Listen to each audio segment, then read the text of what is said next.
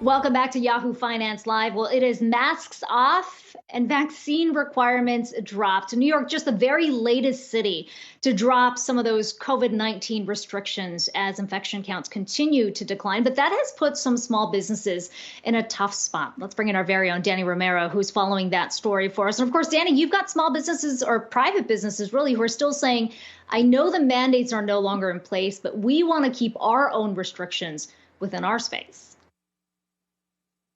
Yeah, Kiko, the words that I'm hearing around Main Street are slow, but also gradual. You know, I was just over the weekend, I was walking around town in LA, and you saw some businesses, some people wearing their masks, others not wearing their masks. But at these businesses, it seems like business is just as usual inside. But yet some businesses still have those signs posted outside their door saying that masks are required because some businesses aren't quite there yet to really let go of that requirement. Take a listen.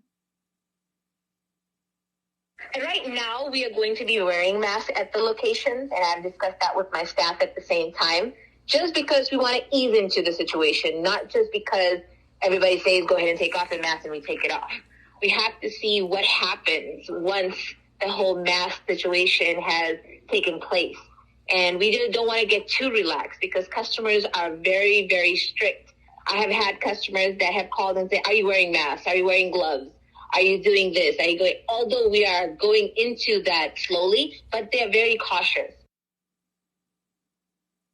Like you heard right there, this will be a slow but gradual process for many of these business owners.